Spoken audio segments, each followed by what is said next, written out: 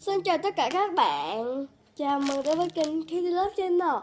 Hôm nay thì đã lâu rồi mình không làm về một topic về đồ chơi. Và hôm nay chúng ta cùng nhau làm về đồ chơi. Đây là món đồ chơi rất là quen thuộc. Đây là Squishies. Mình mua ở cửa hàng Ara Shop. Trước khi vào chủ đề hôm nay thì mình có một tin thông báo cho các bạn. Mấy ngày trước đây thì kênh của mình được đăng lên subscribe đến 200 mấy rồi, gần 300 rồi. Nhưng mà mình không hiểu sao mà bây giờ nó tụt lại dưới 200 rồi.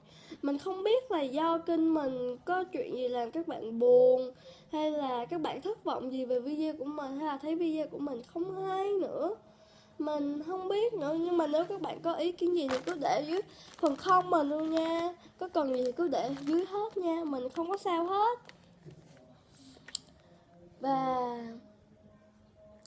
nếu mà các bạn nào gặp trường hợp mà các bạn sub kênh mình mà mình không sub lại kênh các bạn, là vì lý do các bạn sub kênh mình thì mình cũng không biết kênh nào sub kênh mình, bạn nào sub kênh mình, nên mình không biết là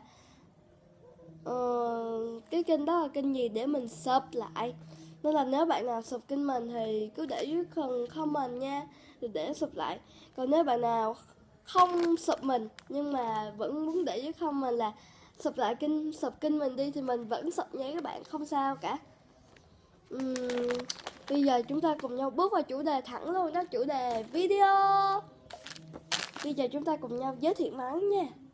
Thứ nhất, đây là bé ổ bánh mọc cuốn. Bé này có giá là 40k. Bé này thơm mùi bánh nha các bạn. Còn có cái tag rất là đáng yêu.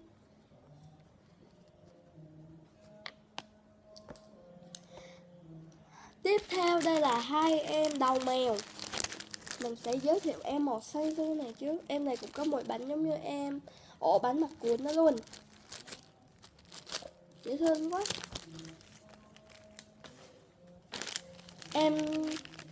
Em đầu mèo này thì có giá là 20 một em nhé. Tiếp theo đây là em màu hồng. Cái mặt thì rất là cute luôn. Và tiếp theo đây là hai cái bùa may mắn. Đây là bùa cá chép cầu chúc sự may. Đây là bùa bé mèo màu cam thì cầu chúc cho sức khỏe. Hai em này có giá là 25k nha, 25k mỗi em. Tiếp theo đây là bé đậu bông Gudetama. Đây là 100k một em. Trong này có 3 cục đậu, có các cái emoji, có cái mặt rất là đáng yêu. Các bạn cũng có thể làm hộp bút luôn. Mặt thì không giống nhau nhưng mà quan trọng là những cái tay đấy. Trong này còn có một cái bùa cá chép nữa nè. Mình sẽ bỏ vô đây.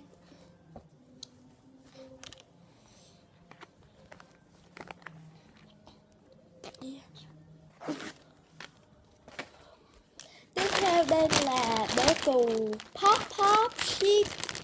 Các bạn nào biết Tatazu không? Squishies bé cù này đó.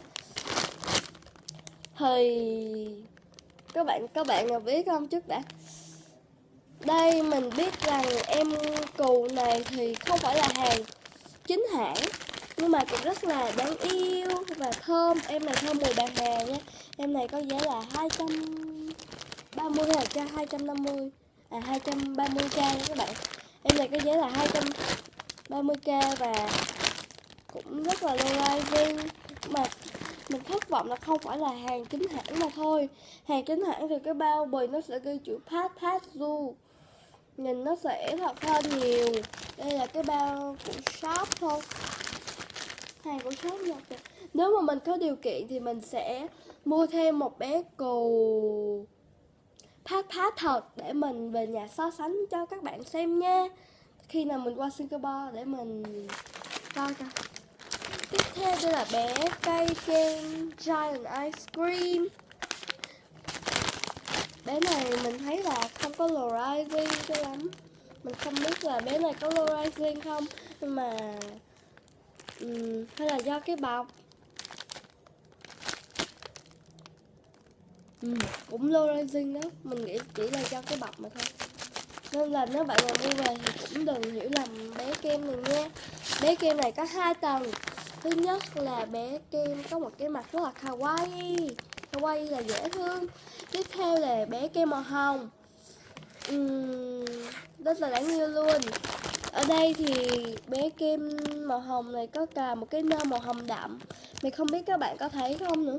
Nhưng mà nó ở trên đỉnh như này, các bạn có thấy không? Và cái packaging cũng rất là cute luôn, đáng yêu quá. Dễ thương quá các bạn. Do not eat. Đây không phải là đồ ăn, chỉ là đồ chơi thôi nha. Và mình thấy mình muốn ăn luôn á. Tiếp theo đây là món mình yêu thích nhất. Đây là bé nàng tiên cá mermaid. Bé mermaid này là có màu tím nè. Có mấy cái bông hoa trên đuôi nữa. Bé này do cái packaging nó nhồ quá nên không thấy rõ được. Mà rất là đáng yêu luôn. Bé này có giá là 200k. Bé này cũng có giá là 200 nha. 200k một bé. Bé này mình chưa bao giờ mở bịch giống như bé này luôn, nên mình không biết thơm mùi gì. Nếu mà bạn nào từng mở bịch em này rồi thì để ở dưới cho mình biết nha. Và đằng sau này có một chữ do not eat nhưng mà các bạn không thấy được đâu. Các bạn hãy thấy nó ở đây nè. Đó là những cái Wishie mà mình mua được ở bên Ara Shop. Các bạn thích nhất món nào thì đừng quên để dưới comment cho mình biết nha.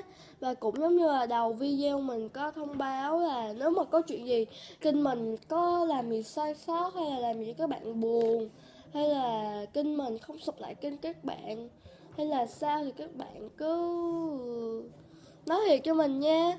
Rồi nếu bạn nào muốn mình sub cho thì cứ để dưới comment, mình sẽ qua kia và ủng hộ kênh bạn đó nha. Bây giờ thì hẹn gặp lại các bạn ở các video sau. Nếu bạn nào thích mình làm về chủ đề DIY thì đừng quên để dưới comment luôn nha. Bây giờ thì xin chào và hẹn gặp lại các bạn ở video sau. Nếu các bạn thấy hay đừng quên cho mình một like, subscribe và ấn dưới comment luôn nha. Và nếu bạn nào được thì các bạn nhớ share video nha. Bây giờ thì xin chào và hẹn gặp lại ở video sau. Bye.